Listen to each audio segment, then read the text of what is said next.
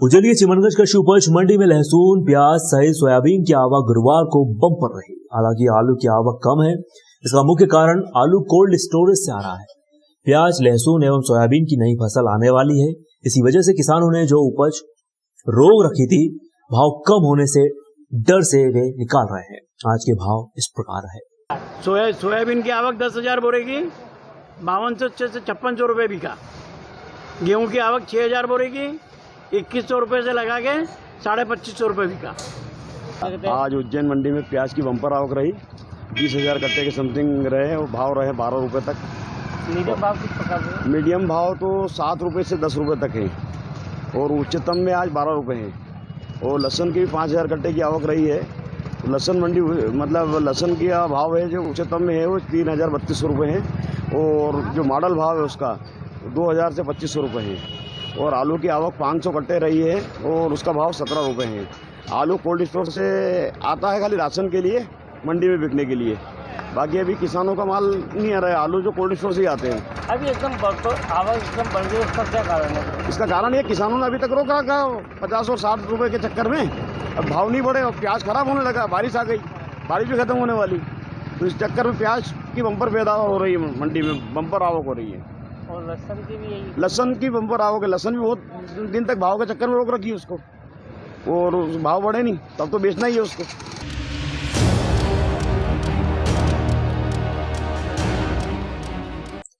27 अगस्त को शनिश्चरी अमावस्या के चलते शहर में लाखों श्रद्धालु के आने का अनुमान लगाया जा रहा है। त्रिवेणी घाट स्थित शनि मंदिर पर शनिश्चरी अमावस्या के स्नान के संबंध में जिला प्रशासन द्वारा सभी तैयारियां की जा रही हैं। पिछले दिनों हुई तेज वर्षा व शिप्रा नदी के बढ़ते हुए जलस्तर के कारण प्रशासन ने शनि मंदिर के पास बने बगीचे में स्नान करवाने का निर्णय लिया था, लेकिन 2 दिन से वर्षा की सामान्य स्थिति व घाटों से पानी का लेवल कम होने के बाद अब प्रशासन घाटों की सफाई करवाकर घाटों पर ही फव्वारे लगाने की व्यवस्था कर रहा है। अनुमान लगाया जा रहा है कि शनिश्चरी अमावस्या के दिन स्नान करने के लिए शनि मंदिर पर लाखों की संख्या में श्रद्धालु एकत्रित होंगे। यह प्रशासन के लिए एक चुनौती भी है। इतनी बड़ी संख्या में आने वाले श्रद्धालु के आगमन व निर्गम की व्यवस्था के लिए भी प्रशासनिक स्तर पर तैयारियां की जा रही है। अमावस्या 27 तारीख को है और बड़ी संख्या में श्रद्धालु दर्शन और स्नान के लिए आएंगे। और अच्छी बात यह है कि आज पानी भी नदी का लेवल जो है वो काफ़ी कम हो गया है, इसीलिए घाट के पास ही फव्वारे लगाकर हमने नहाने की व्यवस्था करी हुई है और बाकी सभी एजेंसियों को निर्देशित कर दिया गया है कि सारी व्यवस्थाएं कल शाम तक जुटा ली जाए। देखिए, उज्जैन में त्रिवेणी करके स्थान है जहाँ नवग्रह है और त्रिवेणी का मतलब 2 नदी के मिलन से तीसरी होती है, उसको त्रिवेणी संगम बोलते हैं। तो यहाँ क्षिप्रा और क्षाता नदी का संगम है और इस वजह से वहाँ ये पर्व का स्नान का ज़्यादा महत्व है। और उस तीर्थ पर शनि की प्रतिमा स्थापित है स्थावरेश्वर करके। तो स्थावरेश्वर मतलब शनि, तो शनि का स्थान होने से शनि के दोष की निवृत्ति के लिए कई को 7.5, कोई को ढैया, कोई को शनि की दशा, ऐसी सब जो खराब होती है उसकी निवृत्ति के लिए स्नान करते हैं। कभी भी अमावस शुभ दिन नहीं होता क्योंकि उसको जो चंद्र का दर्शन नहीं होता। तो असल में शनि अंधकार का प्रतीक है, अमावस भी अंधकार का प्रतीक है। तो दोनों अंधकार मिलकर महाअंधकार का कारण हो जाते हैं। तो ऐसा दिन जो है अशुभ दिन माना जाता है और अशुभ की निवृत्ति के लिए, उसके खराब फल न मिले उसके लिए स्नान दान करने का विधान है।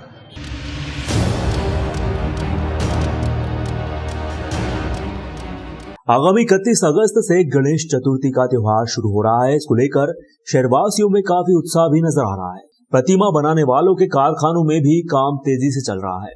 2 वर्षीय कोविड काल के बाद इस वर्ष गणेश चतुर्थी का त्योहार भव्य पैमाने पर मनाने के लिए चारों तरफ पुरजोर तैयारियां की जा रही हैं। वर्ष की तरह इस वर्ष भी प्लास्टर ऑफ पेरिस की मूर्तियां बनाने पर प्रशासन ने प्रतिबंध लगाया हुआ है। वहीं शहर के मूर्तिकारों की एक बैठक लेकर उन्हें सख्त निर्देश भी दिए गए हैं। उज्जैन कलेक्टर ने बताया कि इस वर्ष मूर्ति के आकार को लेकर कोई प्रतिबंध नहीं है, मतलब आप अपनी सुविधा एवं पांडाल की क्षमता अनुसार मूर्ति बनवा या खरीद सकते हैं।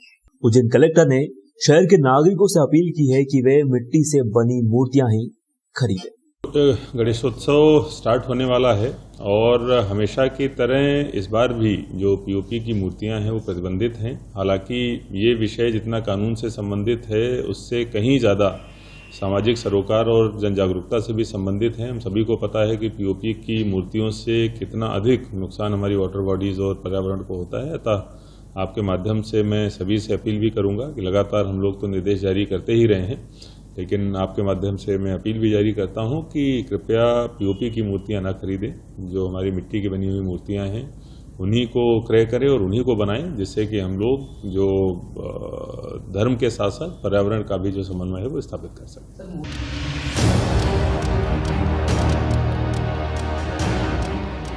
गुरुवार को दो अलग अलग थाना क्षेत्र में करंट लगने से एक महिला व एक युवक की मौत हो गई। पहली घटना आगर रोड की है, जिसमें महिला स्मार्ट मीटर लगाने के दौरान हादसे का शिकार हो गई। वहीं दूसरी घटना ताजपुर की है, जहां खेत पर लाइट जाने के दौरान डीपी पर फेस जोड़ते वक्त विद्युत सप्लाई आ गई और युवक को करंट लग गया, इससे उसकी मौत हो गई। उज्जैन के आगरनागा स्थित विराटनगर में गुरुवार दोपहर मध्य प्रदेश विद्युत वितरण कंपनी के कर्मचारियों द्वारा स्मार्ट मीटर लगाने के दौरान करंट लगने से एक महिला की मौत हो गई। घटना होते ही बिजली विभाग के आउटसोर्स कर्मचारी भाग खड़े हुए। मृतक महिला के परिजनों ने बिजली विभाग पर लापरवाही के आरोप लगाए हैं, वहीं दोषियों पर कार्रवाई करने की मांग की। दरअसल गुरुवार दोपहर विराटनगर में बिजली कर्मचारियों द्वारा स्मार्ट मीटर लगाए जा रहे थे। इसी दौरान बिजली कर्मचारी वहीं रहने वाले मोहनलाल के घर पर भी मीटर लगाने पहुंचे। मेन लाइन से आ रही केबल मोहनलाल की 40 वर्षीय पत्नी चमेली बाई के ऊपर गिर गई। वहीं करंट लगने से चमेली बाई अचेत हो गई। परिजन तुरंत महिला को जिला अस्पताल लेकर पहुंचे, जहां डॉक्टर ने उन्हें मृत घोषित कर दिया। ये स्मार्ट मीटर लग रहे हैं, नए वाले मीटर अभी लग रहे हैं, उसमें ये दुर्घटना हुई है। और ये क्या है कि ठेकेदारी में चल रही है, तो ठेकेदारी में लापरवाही से हिसाब से काम कर रहे हूँ। घटना ऐसे हुई है कि चालू लाइन में काम कर रहे हूँ और बोर्ड मेरे से मंगवाया, बोर्ड में देके गया उनको, बोर्ड मैंने दिया और 10 मिनट भी नहीं हुए मेरे को नाके पे पहुँचा मैं और वहाँ पे से मेरे को वापस फोन आ गया, बोले कि अंकल बोले कि तुम्हारे काकी को बोले करंट लग गया। कैसे लगा करंट? बाहर उन पर गिर गया? बाहर उनके ऊपर गिर गया, हाथ में लगा हुआ बाहर। अभी वहाँ पे आप अंदर गए होंगे, आप तो अंदर भी चेक करके आओ। झाड़ू लगा रहे थे, घर की साफ सफाई मकान का काम चल रहा था, तो उसकी बालू रेती की हटा रही थी और मीटर का काम दूसरी जगह था, तो वो एकदम तार गिर के हाथ में आ गया। घटना हुई है, इसमें सरासर जो लापरवाही है ये एमपीबी ने जिन ठेकेदारों को नियुक्त किया स्मार्ट मीटर लगाने के लिए, ये उनकी लापरवाही से हुआ है। और जो उन लोगों ने कर्मचारी नियुक्त किए मीटर लगाने के लिए, ये उनकी लापरवाही की वजह से हुआ है। वो लोग अनाड़ी हैं, उनको ठीक तरीके से काम नहीं कर रहा है। चालू लाइन में एक तो वो काम कर रहे हैं और वहाँ पर कोई अगर बैठा है कोई, तो उनको उन्होंने वहाँ से हटाया तक भी नहीं। और चालू लाइन में उन्होंने काम करा और मीटर लगाकर जैसे ही हटे वो वायर उस महिला के ऊपर गिर गया और स्पॉट पर उसी महिला की मौत हो गई है। अब उसके पति ने बताया कि जो बिजली वाले आए थे तो मीटर लगाने के लिए, जो स्मार्ट मीटर, तो उनने लगा के चले गए, फिर वो तार नीचे गिर गया, तो इनने महिला को मतलब हाथ लग गया नीचे, तो इसकी वजह से फिर उसको जब करंट लगा तो इन्होंने फिर अस्पताल लाया। अस्पताल से हमें सूचना मिली कि सीएच में एक महिला की मृत्यु हो गई है करंट द्वारा। इसके बाद हम लोग पीएम के लिए आए, घटनास्थल गए नहीं, अभी जाके देखें कि उसमें किस तरह का वो है, मतलब घटना स्थल है, और देखेंगे जब पता चलेगा कि उनके द्वारा किस तरह काम किया गया था। वहीं दूसरी घटना में ताजपुर में रहने वाला 32 वर्षीय व्यक्ति करंट लगने से जिसकी मौत हो गई। ईश्वर पाटीदार ने बताया, बुधवार शाम अपने खेत पर रवि पिता रामेश्वर पाटीदार अपने खेत पर काम कर रहा था। उसी समय लाइट चली गई, डीपी पर फेस जोड़ने के लिए गया हुआ था। उस समय उन्हें करंट लग गया। इसके बाद उन्हें जिला अस्पताल पहुंचाया गया, पर वह नहीं बच पाए। रवि पाटीदार की 4 लड़कियां हैं और उनकी उम्र 32 वर्ष है। गए थे तो वो ट्रैक्टर पानी भरना था, तो लाइट चालू थी, तो मोटर चालू करने गए तो फीस उड़ गया। फीस बांध के जब कटआउट लगाने गए तो करंट लग गया। तो उसके बाद वहीं पे बेहोश हो गया वो। उसके बाद छोटे भाई वगैरह ये उठा के उसको उज्जैन लाए, एसएस में ले गए पहले, वहाँ से उन्होंने बोल दिया। क्या नाम था इनकी 30 साल उम्र थी, रविंद्र पाटीदार, पिता रमेश चंद पाटीदार, ताजपुर निवासी। किनका खेत था ये? इनका निजी खेत था, खुद रविंद्र पाटीदार का खेत।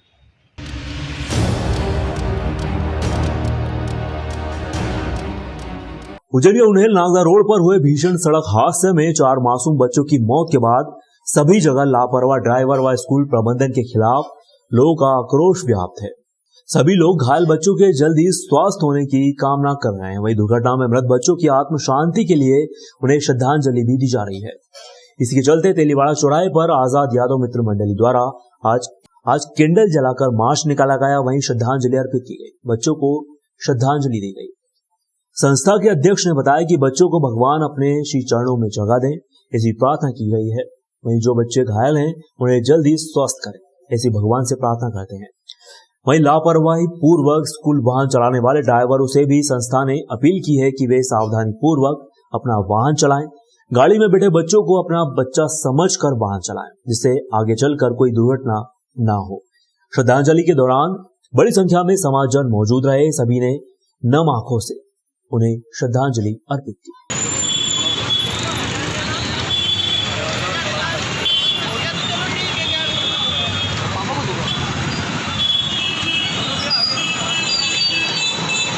आज आजाद यादव मित्र मंडली द्वारा तेलीवाड़े चौराहे से कंठाल तक कैंडल मार्च निकाल के जो उन्हेल में हुए घटनाक्रम जिसमें छोटे छोटे बच्चों की दुर्घटना हुई है उनको श्रद्धांजलि अर्पित की गई है और ईश्वर से प्रार्थना की गई है कि इन बच्चों की आत्मा को शांति दी जाए और उनके परिवार को जो दुखद घड़ी मिली है उसको सहन करने की शक्ति प्रदान करे। और मैं साथ ही मध्य प्रदेश सरकार से निवेदन करना चाहूँगा, जो घोषणा की गई है 2-2 लाख रुपए की, इनकी जो घटना से बढ़ के तो नहीं, कई छोटी छोटी घटना में 2-2 लाख रुपए दिए, इनको कम से कम मुआवजे के रूप में 5 से 10 लाख की सहायता प्रदान की जाए। और मैं उन सभी स्कूल बस चालक, ऑटो चालक, इन सब से निवेदन करना चाहूँगा कि ये बच्चे भी आपके ही बच्चे हैं, इनका सावधानी पूर्वक बिल्कुल गाड़ी चलाएं और इनको सुरक्षित बिल्कुल स्कूल तक पहुँचाओ, स्कूल से वापस घर तक पहुँचाओ।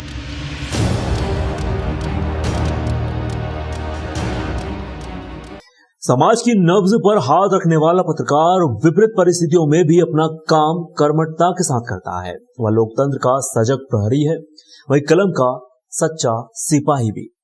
ये विचार प्रदेश के गृह मंत्री नरोत्तम मिश्रा के, जहां वे बुधवार दोपहर को मध्य प्रदेश श्रमजीवी पत्रकार संघ की इंदौर इकाई द्वारा दस्तूर गार्डन में आयोजित श्रमजीवी पत्रकार संघ के जिला स्तरीय सम्मेलन व समाजसेवी मीडिया कर्मियों के सम्मान समारोह में मुख्य अतिथि बतौर उपस्थित थे। मंच पर सांसद शंकर लालवानी, विधायक रमेश मेंदोला, पूर्व विधायक जीतू जिराती, सुदर्शन गुप्ता, बीजेपी जिला अध्यक्ष डॉक्टर राजेश सोनकर, पूर्व महापौर कृष्ण मुरारी मोघे, वरिष्ठ बीजेपी नेता गोविंद मालू, बीजेपी के नगर अध्यक्ष गौरव रणदीवे, राष्ट्रीय कवि सत्यनारायण सत्तन, मध्य प्रदेश श्रमजीवी पत्रकार संघ के प्रांतीय अध्यक्ष शलभ भदौरिया, कार्यकारी अध्यक्ष शरद जोशी विशेष रूप से उपस्थित थे। समारोह में पत्रकार अनिल मिश्रा, आलोक शर्मा, हर्षल सिंह राठौर, डॉक्टर जमुना मिश्रा, रितु साहू, अनुज भोमिया, वाहिद कुरैशी, कमलेश श्रीवास्तव, भावना शुक्ला, महेंद्र पाठक, रजनी खेतान, समीर खान, दर्शना काला, राजेश दुबे आदि सहित वरिष्ठ समाज सेवियों का सम्मान किया गया। इस मौके पर टीवी पत्रकार श्री वर्धन त्रिवेदी ने कहा कि मुश्किल से भी मुश्किल हालातों में भी जो विचलित नहीं होता और जिंदा दिली से कार्य करता है वह पत्रकार है, और मैं भी इसी बिरादरी से हूं। पत्रकारों के हितों की चिंता करना शासन का धर्म है।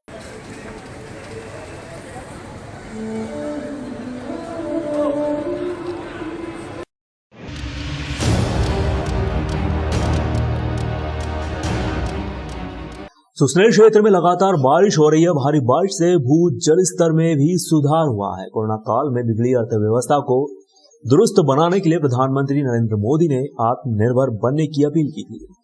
प्रधानमंत्री नरेंद्र मोदी की इसी बात को ध्यान में रखते हुए क्षेत्र में मूसलाधार बारिश के बाद हैंडपंप आत्मनिर्भर हो चले हैं।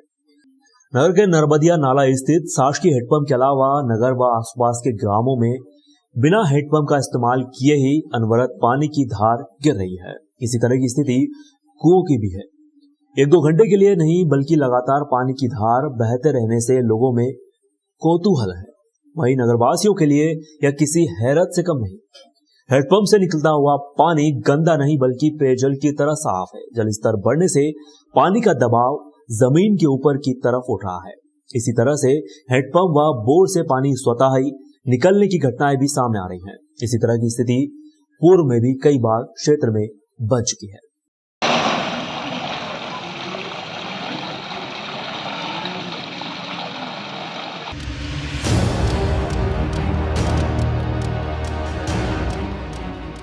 शाजापुर कृषि उपज मंडी में आज बम्पर आवक के चलते जाम के हालात बन गए। सुबह से लगभग 1000 से ज्यादा ट्रैक्टर ट्रॉली मंडी पहुंचने से रोड पर कई किलोमीटर से ज्यादा लंबा जाम लग गया, जिसे खुलवाने के लिए ट्रैफिक पुलिस जवानों को खासी मशक्कत करना पड़ी। आज मंडी में सबसे ज्यादा आवक प्याज की रही। वहीं एक साथ इतनी बड़ी तादाद में किसानों के पहुंचने से मंडी की व्यवस्था भी पूरी तरह से ठप हो गई। दरअसल बारिश के चलते पिछले 3 दिनों से किसान मंडी में नहीं पहुंच पा रहे थे। ऐसे में आज जैसे ही मौसम खुला तो एक साथ बड़ी तादाद में किसानों के मंडी पहुंचने से हालात पूरी तरह बिगड़ गए। वाहनों की लंबी लंबी कतारों के बीच इस ट्रैफिक जाम के चलते सड़क पर गुजरने वाले वाहन चालकों व आम लोगों को खासी परेशानी का सामना करना पड़ा। मंडी से जुड़े अधिकारियों का कहना है कि वह किसानों को समझाइश देकर स्थिति नियंत्रित करने में लगे हैं, लेकिन फिलहाल तो कतार में खड़े वाहनों के लिए मंडी प्रांगण में जगह ही नहीं बची है। वहीं आम लोगों का कहना है कि इस रोड पर आए दिन इस तरीके के हालात बनते रहते हैं, इसके बावजूद कोई ध्यान देने वाला ही मौजूद नहीं है। 40 मिनट हो गए यहाँ पर, ये कुछ प्रशासन कुछ ध्यान नहीं दे रहा, ना कोई यहाँ पुलिस का जवान है, ना कोई ट्रैफिक वाला है, ना कोई इसको ध्यान दे रहा है। देखो आप ये ट्रैफिक कैसे जाम हो गया, निकलने में परेशानी आ रही है हमें। लोगों को बहुत अर्जेंट काम है, ट्रैक्टर और ये बीच में गाड़ी यहाँ पर फंस गई है, पिछले आधे घंटे से इसको निकालने नहीं आया है। तो भैया इस और ध्यान दो, प्रशासन को बताएं आप मीडिया के माध्यम से कि ये जाम पिछले 40 मिनट से लगा हुआ है और पता नहीं कब तक लगा रहेगा। 650 टोलियाँ अंदर आ चुकी है और करीब 300 टोलियाँ बाहर खड़ी हुई है। प्रांगण में पूरा फुल हो चुका है, अंदर ले जाने की स्थिति नहीं बन रही है। तो कुल मिला के माल बेचता है और डिस्पैच होता है, तब फिर ये टोलियाँ अंदर ले जा पाएंगे। यातायात जाम को खुलवाने के लिए क्या प्रयास किए आपने? प्रयास यही कर रहे हैं, पुलिस लगी हुई है, हमारा स्टाफ भी लगा हुआ है, किसानों को समझा रहे हैं भाई साइड में और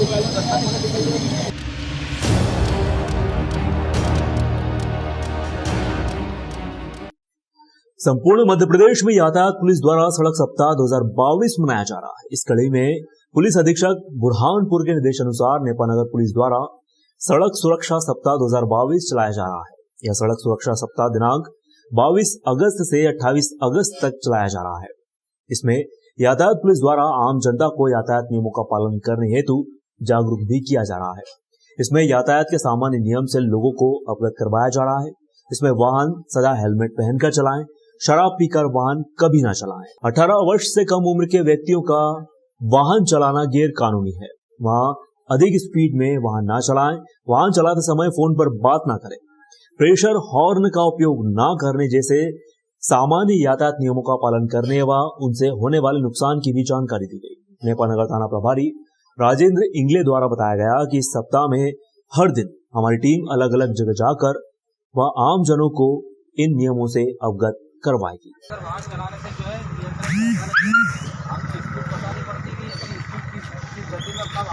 लाइट बंद कर अपन ओवर स्पीड हो जाते हैं और उसके चलते जो है एक्सीडेंट होता है। अत्यधिक जो मामले बनते हैं एक्सीडेंट के होते हैं वो मुख्यतः जो है शराब पीकर वाहन चलाने से होते हैं।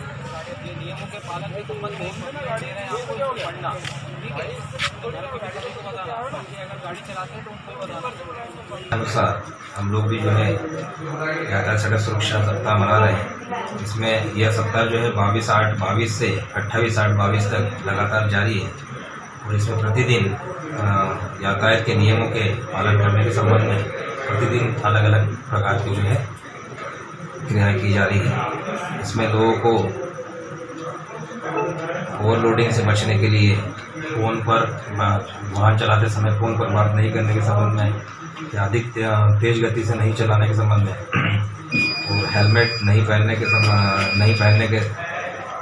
के परिणाम और शराब पीकर वाहन चलाने से होने वाली दुर्घटनाएं, इसके संबंध में जो है जागरूक किया जा रहा है।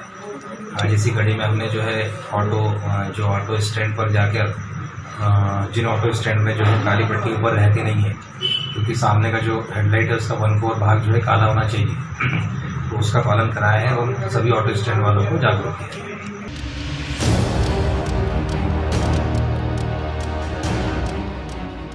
राजगढ़ जिले में ब्यावरा सिटी थाना क्षेत्र के अंतर्गत ग्राम लोधीपुरा में एक 17 वर्षीय किशोर मिथुन पिता राम बाबू लवंशी की प्रेम प्रसंग के चलते मौत हो गई।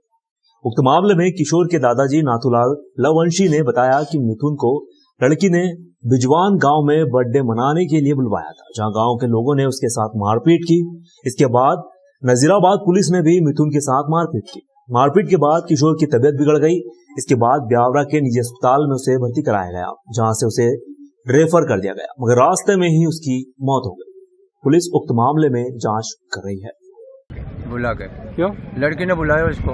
हाँ। लड़का है तो ये हमसे बट्टे बोल के चली गई और मैंने चोर चोर करके नीर हाथ बांध के नीर मारू इसको और 100 नंबर पे फोन कर दियो तो नजीराबाद थाना में पहुँच लिया गया और फिर वहाँ पुलिस वाला ने मारू। फिर उनने नजीराबाद थाना कार ने हमारे पास फ़ोन करी 2 बजे रात है। जब हम गया तो पानी गिर गया तो हम 9-10 बजे पहुँचे वहाँ। हाँ, मोटरसाइकिल 5 जने गए। सूचना प्राप्त हुई थी कि मिथुन लोधा निवासी लोधीपुरा के रहने वाले हैं। इन्हें मृत अवस्था में हॉस्पिटल लेके आए हैं। जो सूचना पर हमारे द्वारा मृत पंजीबद्ध किया गया है। अभी शव पंचायतनामा लिया जाकर जो मृतक है उसकी शव का पीएम करवाया जा रहा है। अभी तो पीएम रिपोर्ट और जो सारे जो स्टेटमेंट होने हैं परिवार के, उसके बाद ही इसमें आगे जो जांच होगी, जांच में जो तथ्य आएंगे उसके अनुरूप ही इसमें वैधानिक कार्रवाई की जाएगी।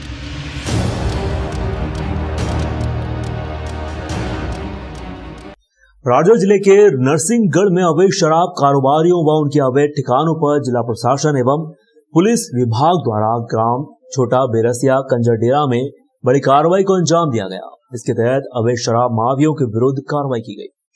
उक्त कार्रवाई के अंतर्गत पुलिस बल के साथ ग्राम छोटा बेरसिया कंजरडेरा में प्रशासनिक अमले के साथ में संयुक्त रूप से अवैध निर्माण को ध्वस्त कराया गया। वहीं 510 लीटर हाथ भट्टी की कच्ची शराब जिसकी कीमत 1 लाख रुपए एवं 63 लीटर देशी मदिरा जिसकी कीमत 38,500 रुपए जब्त कर 5 आरोपियों के विरुद्ध आबकारी एक्ट के तहत अपराध पंजीबद्ध कर विवेचना में लिया गया है। उक्त कार्रवाई के दौरान अवैध कच्ची शराब बनाने में प्रयोग किए जाने वाले 40,000 लीटर महुआ लहान को भी नष्ट किया गया।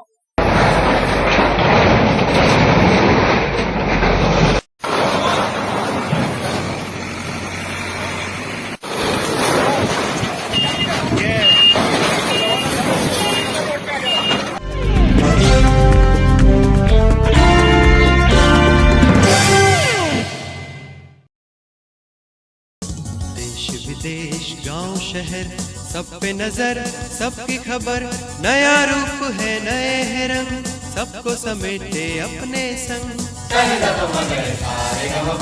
आपका अपना शहर का सपना दैनिक अवंतिका, दैनिक अवंतिका, दैनिक अवंतिका। राजनीति फिल्मी बातें सब कुछ ही हम इसमें पाते। घर होटल ऑफिस या दफ्तर, क्लर्क प्यून या हो फिर अफसर, सबका चहेता सबका प्यारा दैनिक